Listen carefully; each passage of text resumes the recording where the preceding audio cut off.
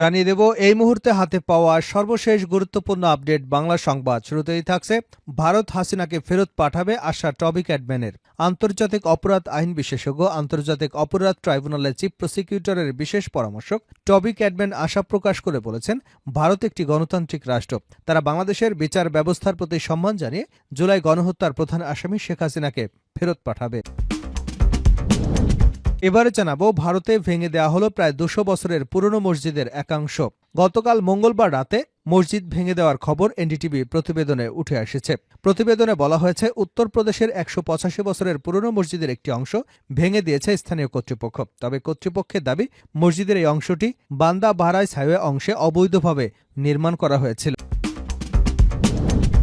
জানাবো, আগরতলায় বাংলাদেশের কূটনৈতিক মিশনে হামলার ঘটনায় যা বলছে যুক্তরাষ্ট্র। ভারতের আগরতলায় বাংলাদেশের সহকারী হাই কমিশনে সম্প্রতি হামলা চালিয়েছে উগ্র হিন্দুত্ববাদীরা এবং ভাঙচুর করেছে, বাংলাদেশের পতাকা ছিঁড়ে ফেলে অবমাননা করেছে। এ ঘটনায় ঢাকা এবং দিল্লির মধ্যে সম্পর্কে টানাপোড়েন দেখা দিয়েছে। এই হামলাকে ভিয়েনা কনভেনশনের লঙ্ঘন বলে বিবৃতি দিয়েছে বাংলাদেশের পররাষ্ট্র মন্ত্রণালয়। এদিকে নিউ ইয়র্কে ভার্চুয়াল সমাবেশে হাসিনা ইউনূস সরকারের বিরুদ্ধে যত অভিযোগ। ছাত্র জনতার অভ্যুত্থানে বাংলাদেশ থেকে ভারতে পালিয়ে যাওয়া ক্ষমতাচ্যুত প্রধানমন্ত্রী শেখ হাসিনা বলেছেন, তার নামে এ পর্যন্ত ২৫০ মামলা হয়েছে, যার মধ্যে অধিকাংশই হত্যা মামলা। স্থানীয় সময় সোমবার সন্ধ্যায় নিউ ইয়র্কের উডসাইডের কুইন্স প্যালেসে অনুষ্ঠিত যুক্তরাষ্ট্র আওয়ামী লীগের নেতাকর্মীদের সঙ্গে ভার্চুয়াল সমাবেশে বক্তব্য প্রদানকালে একথা বলেন তিনি। জানিয়ে দেব, পিন্ডি থেকে স্বাধীনতা এনেছি, দিল্লির কাছে আত্মসমর্পণ করবার জন্য নয়। রক্ত দিয়ে কেনা স্বাধীনতা পিন্ডির কাছ থেকে ছিনিয়ে এনেছি, দিল্লির কাছে আত্মসমর্পণ করবার জন্য নয় বলে মন্তব্য করেছেন বিএনপির সিনিয়র যুগ্ম মহাসচিব রুহুল কবির রিজভী। বুধবার রাজধানীর নয়াপল্টনে বিএনপির কেন্দ্রীয় কার্যালয়ে এক সংবাদ সম্মেলনে এসব কথা বলেন। এবং সর্বশেষ জানাবো, ভারতীয় কোস্টগার্ডের হাতে আটক বাংলাদেশি নাবিকদের ছবি প্রকাশ। আটক বাংলাদেশি ৭৮ নাবিকসহ ২ ট্রলারের ছবি প্রকাশ করেছে ভারতীয় কোস্টগার্ড। গতকাল মঙ্গলবার রাতে সংস্থাটির অফিসিয়াল ফেসবুক পেজে এক স্যান্ডেলে এ সংক্রান্ত মোট ৩টি ছবি প্রকাশ করা হয়। এতক্ষণ শিরোনাম শুনছিলেন, এবার বিস্তারিত। প্রিয় দর্শক, আপনি যদি এই চ্যানেলে নতুন হয়ে থাকেন, ভিডিওটি দেখতে দেখতে চ্যানেলটি সাবস্ক্রাইব করে আমাদের সঙ্গে থাকুন। আর এই ভিডিও সম্পর্কে আপনি আপনার মূল্যবান মতামতটি কমেন্ট বক্সে জানিয়ে দিন। আর হ্যাঁ প্রিয় দর্শক, জানিয়ে দিন ভিডিওটি কোথা থেকে দেখছেন। ভারত হাসিনাকে ফেরত পাঠাবে আশা টবি ক্যাডম্যানের। আন্তর্জাতিক অপরাধ আইন বিশেষজ্ঞ, আন্তর্জাতিক অপরাধ ট্রাইব্যুনালের চিফ প্রসিকিউটরের বিশেষ পরামর্শক টবি ক্যাডম্যান আশা প্রকাশ করে বলেছেন, ভারত একটি গণতান্ত্রিক রাষ্ট্র। তারা বাংলাদেশের বিচার ব্যবস্থার প্রতি সম্মান জানিয়ে জুলাই গণহত্যার প্রধান আসামি শেখ হাসিনাকে ফেরত পাঠাবে। বুধবার সকালে ট্রাইব্যুনালের চিফ প্রসিকিউটর ও তদন্ত সংস্থার কর্মকর্তাদের সঙ্গে বৈঠক শেষে তিনি একথা বলেন। টবি ক্যাডম্যান বলেন, ট্রাইব্যুনালে যেসব আইন সংশোধন হয়েছে তা সঠিক হয়েছে। আইনে আরও সংশোধনের প্রয়োজন হতে পারে, সে ব্যাপারে আমরা সম্মিলিতভাবে আরও কিছু বিষয়ে প্রস্তাবনা দেব। হাসিনাকে ভারত থেকে ফেরত আনার বিষয়ে সাংবাদিকদের এক প্রশ্নের জবাবে তিনি বলেন, ভারত যেহেতু একটি গণতান্ত্রিক রাষ্ট্র, আশা করি তারা বাংলাদেশের রুল অব লর প্রতি শ্রদ্ধা জানাবে। বাংলাদেশ থেকে যদি শেখ হাসিনাকে আনুষ্ঠানিকভাবে ফেরত চাওয়া হয়, সেটার প্রতি শ্রদ্ধা জানিয়ে ভারত শেখ হাসিনাকে ফেরত পাঠাবে।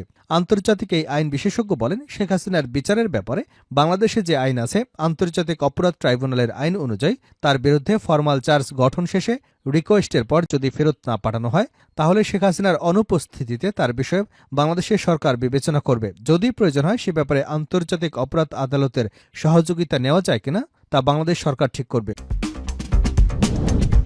ভারতে ভেঙে দেওয়া হলো প্রায় ২০০ বছরের পুরনো মসজিদের একাংশ।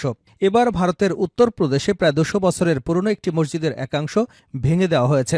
গতকাল মঙ্গলবার রাতে মসজিদ ভেঙে দেওয়ার খবরটি এনডিটিভির এক প্রতিবেদনে উঠে এসেছে। প্রতিবেদনে বলা হয়েছে, উত্তরপ্রদেশে ১৮৫ বছরের পুরনো মসজিদের একটি অংশ ভেঙে দিয়েছে স্থানীয় কর্তৃপক্ষ। তবে কর্তৃপক্ষের দাবি, মসজিদের এই অংশটি বান্দা বাহরাইচ হাইওয়ে অংশে অবৈধভাবে করা হয়েছিল। উত্তরপ্রদেশের ফাতেপুর জেলায় অবস্থিত এই মসজিদটির নাম নূরে জামে মসজিদ। এটি ১৮৫ বছরের পুরনো মসজিদ। জেলা প্রশাসন দাবি করছে, মসজিদটি ভেঙে ফেলা অংশটি বেআইনি ছিল। জেলা প্রশাসকের পক্ষ থেকে জানানো হয়েছে, সড়কের উপর মসজিদের একাংশ পড়ায় মসজিদ কমিটিকে নোটিশ দেওয়া হয়েছিল।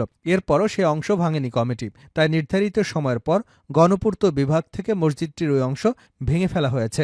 এদিকে পাবলিক ওয়ার্কার্স ডেভেলপমেন্ট দাবি করেছে, তারা গত ১৭ আগস্ট অবৈধ নির্মাণের কারণে মসজিদের কিছু অংশ সরানোর নোটিশ দিয়েছিল। এমন এক সময় প্রশাসন মসজিদটি ভেঙেছে যখন মসজিদ কমিটি বিষয়টি সুরাহার জন্য এলাহাবাদ হাইকোর্টের দ্বারস্থ হয়েছে। আদালত থেকে এ বিষয়ে কোনো আদেশ আসার আগেই এ পদক্ষেপ নিয়েছে জেলা প্রশাসন। তবে জেলা প্রশাসনের দাবি, আদালতে আবেদন জমা পড়লেও শুনানির জন্য নথিভুক্ত হয়নি। অতিরিক্ত জেলা প্রশাসক অবিনাশ ত্রিপাঠীর দাবি, মসজিদে যে অংশ ভেঙে ফেলা হয়েছে তা তৈরি হয়েছিল ৩ বছর আগে। আগরতলায় বাংলাদেশের কূটনৈতিক মিশনে হামলার ঘটনায় যা বলছে যুক্তরাষ্ট্র। ভারতের আগরতলায় বাংলাদেশের সহকারী হাই কমিশনে সম্প্রতি হামলা চালিয়ে উগ্র হিন্দুত্ববাদীরা ভাঙচুর করে এবং বাংলাদেশের জাতীয় পতাকা ছিঁড়ে ফেলে অবমাননা করে। এই ঘটনায় ঢাকা এবং দিল্লির মধ্যে সম্পর্কের টানাপোড়েন দেখা দিয়েছে। এই হামলাকে ভিয়েনা কনভেনশনের লঙ্ঘন হিসেবে বিবৃতি দিয়েছে বাংলাদেশের পররাষ্ট্র মন্ত্রণালয়।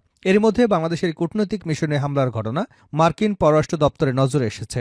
সেখানে মার্কিন স্টেট ডিপার্টমেন্টের মুখপাত্র ম্যাথিউ মিলার ব্রিফিংয়ে বলেন, বাংলাদেশ ও ভারত শান্তিপূর্ণভাবে তাদের মধ্যকার বিদ্যমান মতপার্থক্য দূর করবে বলে যুক্তরাষ্ট্র আশা করে।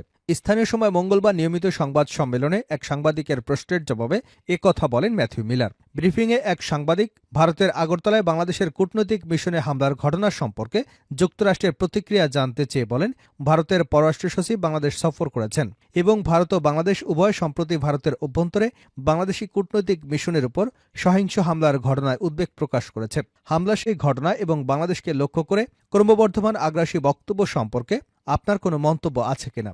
জবাবে মার্কিন পররাষ্ট্র দপ্তরের মুখপাত্র ম্যাথিউ মিলার বলেন, যুক্তরাষ্ট্র আশা করে বাংলাদেশ এবং ভারত শান্তিপূর্ণভাবে তাদের মধ্যকার বিবাদমান মতপার্থক্য দূর করবে। তার ভাষায়, দেখুন, সব পক্ষ তাদের মতবিরোধ শান্তিপূর্ণভাবে সমাধান করুক, এটি আমরা দেখতে চাই।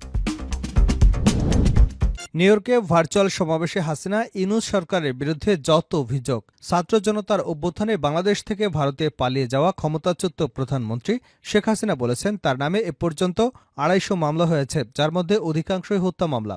সন্ধ্যায় নিউ ইয়র্কের উইডসাইডে কুইন্স প্যালেসে অনুষ্ঠিত যুক্তরাষ্ট্র আওয়ামী লীগের নেতাকর্মীদের সঙ্গে ভার্চুয়াল সমাবেশে বক্তব্য প্রদানকালে একথা বলেন তিনি। সমাবেশে বিভিন্ন অঙ্গরাজ্যের আওয়ামী লীগ এবং বিভিন্ন অঙ্গ সংগঠনের নেতাকর্মীরা উপস্থিত ছিলেন। যুক্তরাষ্ট্রের নিউ ইয়র্ক স্টেট এবং মহানগর আওয়ামী লীগ যৌথ আয়োজনে ভারতে বসে ভার্চুয়াল সমাবেশে বক্তব্য দেন ক্ষমতাচ্যুত প্রধানমন্ত্রী শেখ হাসিনা।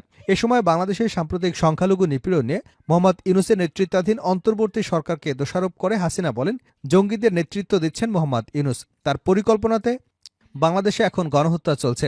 উক্ত সভায় বাংলাদেশের সংখ্যালঘু জনগোষ্ঠী, ধর্মস্থান এবং ধর্মীয় সংগঠন ইসকনের উপর হামলা নিন্দা জানিয়ে তিনি বলেন, আজ আমার বিরুদ্ধে গণহত্যার অভিযোগ আনা হয়েছে, কিন্তু বাস্তবে মোহাম্মদ ইউনূসের ছাত্র সমন্বয়কদের নিয়ে একটি সুনিপুণ পরিকল্পনার মাধ্যমে গণহত্যায় লিপ্ত হয়েছে। তারাই মাস্টারমাইন্ড। বৈষম্য বিরোধী আন্দোলন থেকে তৈরি হওয়া জনবিক্ষোভের জেরে গত ৫ আগস্ট বাংলাদেশের প্রধানমন্ত্রীর পদে পদত্যাগ করে দেশত্যাগ করেছিলেন শেখ হাসিনা। বর্তমানে তিনি ভারতে রয়েছেন। শেখ হাসিনা বলেন, শুধু আওয়ামী লীগের নেতাকর্মীরাই নয়, বরং ব্যবসায়ী, সাংবাদিক এবং সাংস্কৃতিক কর্মীরাও ইউনূস বাহিনীর হামলার হাত থেকে রেহাই পাচ্ছে না। মহিলা সাংবাদিকরাও নির্যাতনের শিকার হচ্ছেন। তিনি বলেন, দেশে যত জঙ্গি ছিল ডক্টর ইউনূস সব জঙ্গিদের জেল থেকে ছেড়ে দিয়েছেন। নরসিংদী জেল খুলে দেওয়া হয়েছিল। বগুড়া জেল হাজতে নির্যাতন, ৭-৮ জন